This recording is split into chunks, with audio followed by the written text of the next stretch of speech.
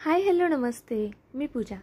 मी आणि बरंच काही या यूट्यूब चॅनलवर तुम्हा सगळ्यांचंच अगदी मनापासून स्वागत करते.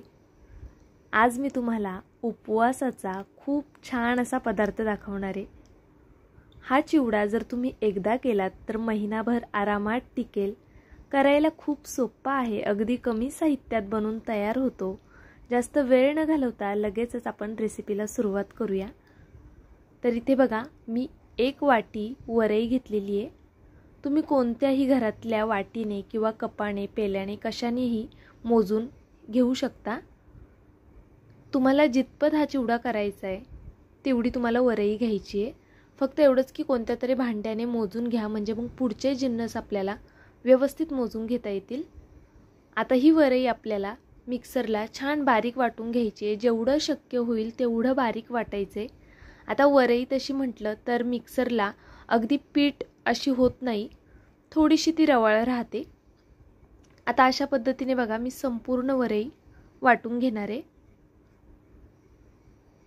2 स्टेपमध्ये वरई वाटते मी, कारण की काय होतं, एकदम जास्त घातली तर मग मिक्सर खूप जास्त गरम होऊ शकतो आणि व्यवस्थित वाटलं सुद्धा जाणार नाही.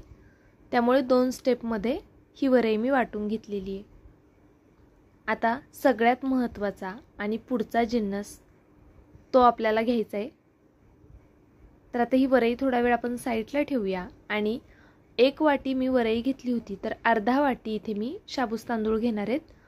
पण एक गोष्ट लक्षात घ्या, आपण अर्धी वाटी शाबूस तांदूळ वापरतोय, पण हे संपूर्ण लागतीनच असं सुद्धा नाही आहे. काहींना लागू शकतात, काहींना नाही सुद्धा. ह्याचं कारण मी पुढे सांगते. घेताना अर्धी वाटी शाबूस तांदूळ घ्या, ते छान मिक्सरला बारीक वाटून घ्या. शाबूस तांदूळ शक्यतो वाटले जातात. तुम्ही हवं तर थोडेसे गरम करून ते वाटू शकता. आता आपण हे सुद्धा एका बाउलमध्ये काढून घेऊया. रेसिपी खरंच खूप सोपी आहे आणि तुम्ही पाहिल्याबरोबर लगेचच करायला घ्याल अशी सुद्धा आहे. त्यामुळे नक्कीच नवीन असाल तर सबस्क्राईब करून घ्या आणि व्हिडिओला लाईक केलं नसेल तर लाईकसुद्धा करून घ्या. आता आपण दोन्हीही पीठं दळून घेतलेली आहेत. तुमच्याकडे जर रेडीमेड पीठ असेल तर ते वापरलं तरीसुद्धा चालणार आहे. एक कढई घेतलेली आहे मी. कढईमध्ये 1.5 वाटी इतपत पाणी घातलेलं आहे. तुम्ही ज्या कोणत्या भांड्याने मोजून घेताय जिन्नस तेच वाटी किंवा पेला वापरायचा आहे आणि बरोबर 1.5 वाटी इथे पाणी घ्यायचं आहे. त्यानंतर बघा, पाण्याला उकळी आली की यामध्ये मीठ घालायचे. तुम्ही म्हणाल ताई किती हळू सांगताय, पण काय, रेसिपी फसली नाही पाहिजे आणि अगदी परफेक्ट अशी झाली पाहिजे. त्यामुळे प्रत्येक गोष्ट व्यवस्थित सांगते. बहुतेक अशा आहेत लेडीज की ज्या माझी रेसिपी मी सांगत असताना लिहून घेत असतात आणि त्यांची मला बऱ्याचदा कमेंट येते की ताई तू हळू सांगतेस म्हणून आम्हाला लिहून घ्यायला सोपं जातं. तर फक्त आणि फक्त त्यांच्यासाठी म्हणून मी थोडं हळू सांगते.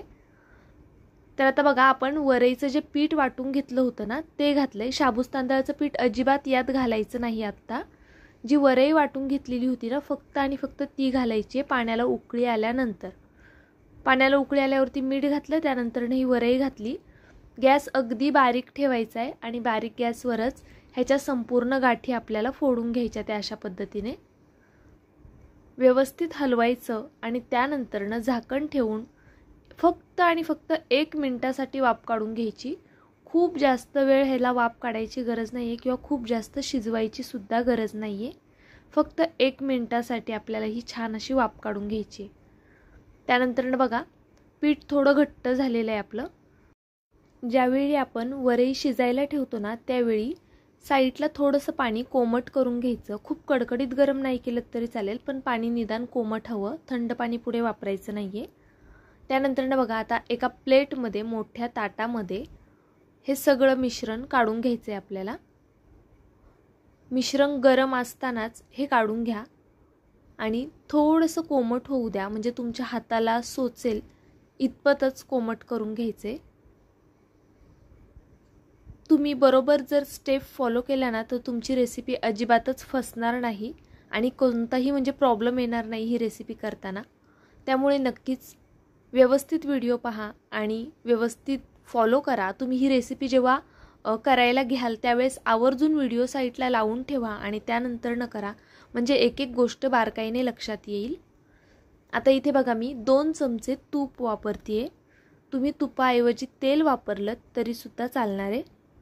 आता 2 चमचे मी तूप घालून घेतले आणि हाताने चेक करायचं मध्ये मध्ये की आपण मळू शकतो का, तेवढं म्हणजे ते थंड झालं आहे का. तुम्ही पाहू शकता खूप वाफा येतात ते, म्हणजे खूप गरम आहे पीठ. थोडं हाताला सोचेल इतपत कोमट होऊन द्यायचं आणि त्यानंतरनं हे पीठ मळायला घ्यायचं. आता हे मळताना डायरेक्ट फक्त हे पीठ मळायचं नाही, यात बाकीचे सुद्धा जिन्नस ॲड करायचेत. ते म्हणजे आपण जे वाटून घेतलेलं शाबूस तांदळाचं पीठ होतं ना, ते घालायचं आहे आपल्याला यामध्ये.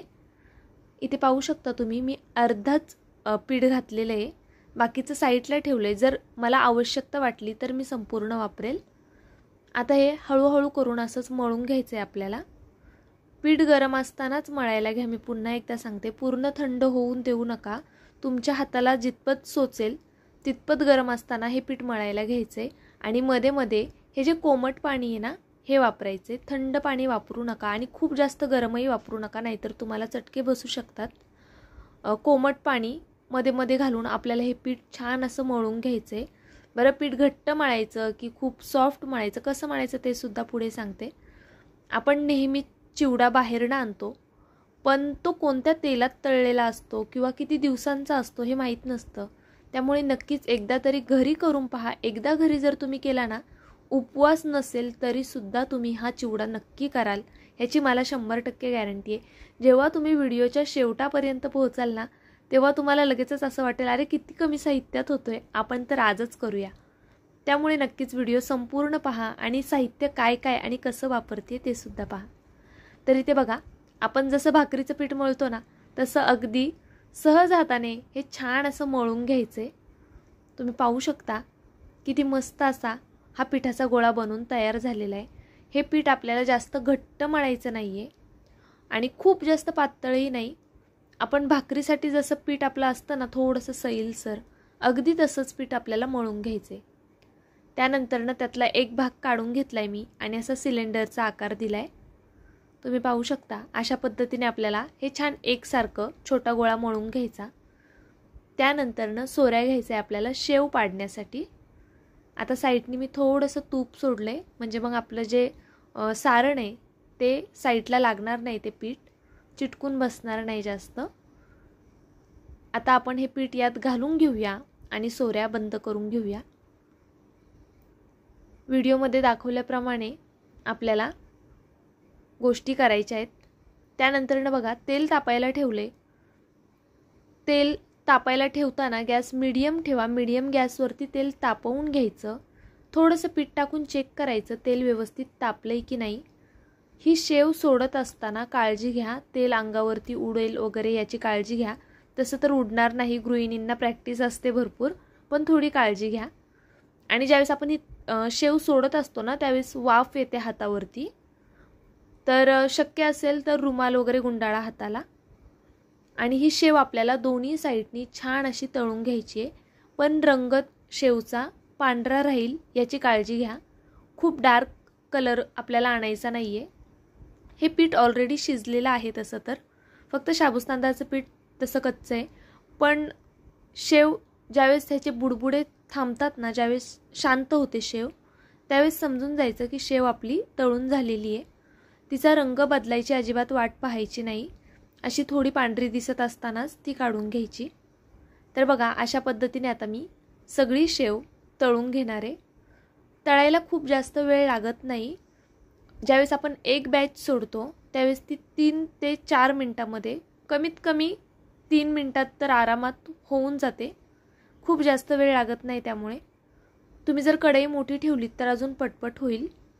आता इथे बघा, संपूर्ण शेव मी तळून घेतलेली आहे अशा पद्धतीने.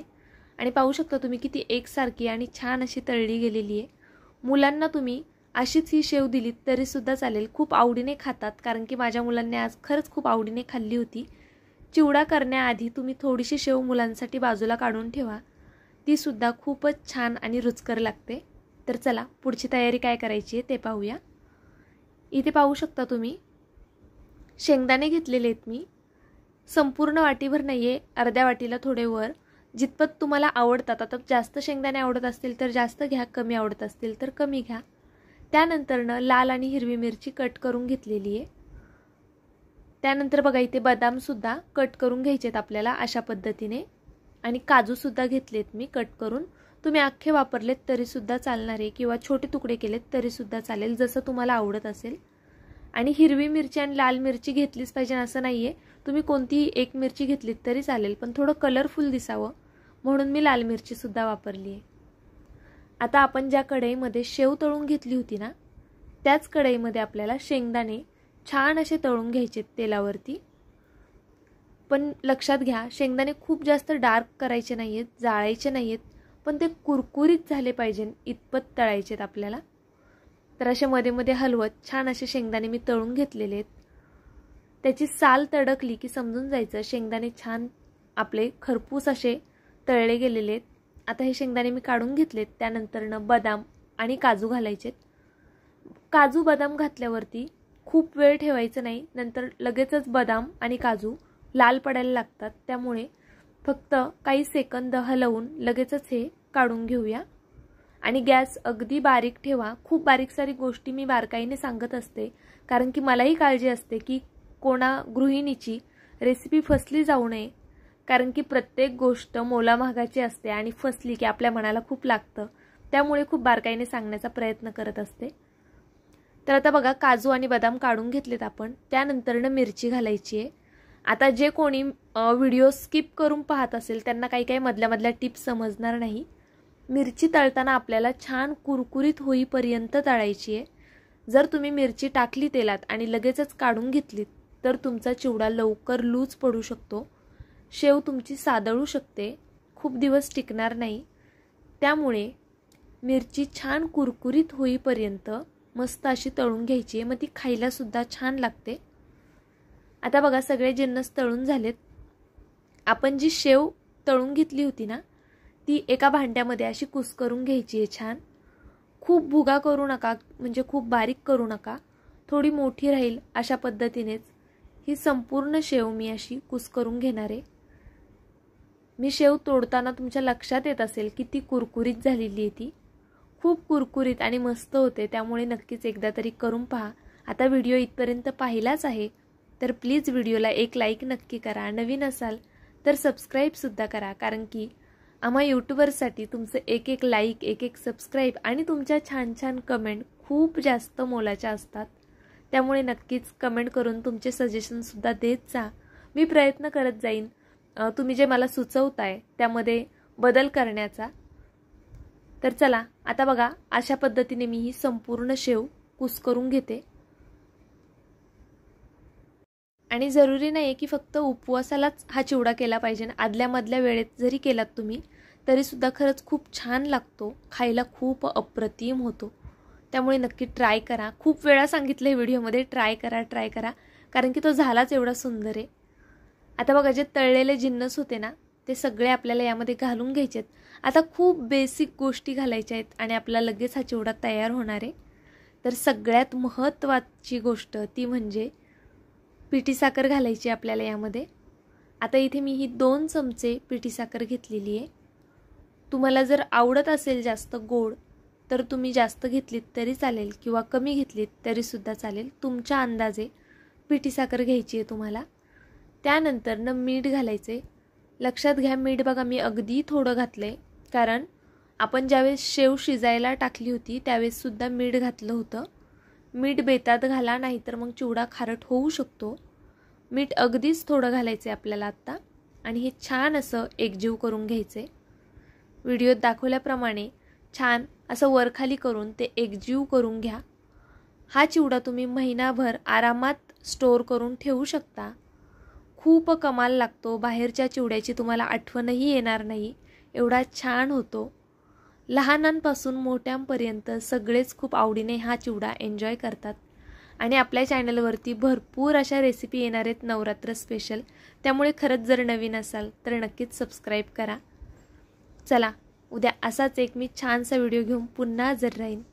तुम्ही माझा व्हिडिओ संपूर्ण पाहिलात त्याबद्दल खरंच खूप मनापासून धन्यवाद। अजूनही लाईक केलं नसेल तर नक्कीच लाईक करून घ्या, सबस्क्राईब करून घ्या। उद्या असाच एक छानसा व्हिडिओ घेऊन पुन्हा हजर राहते, तोपर्यंत bye. Thank you so much for watching.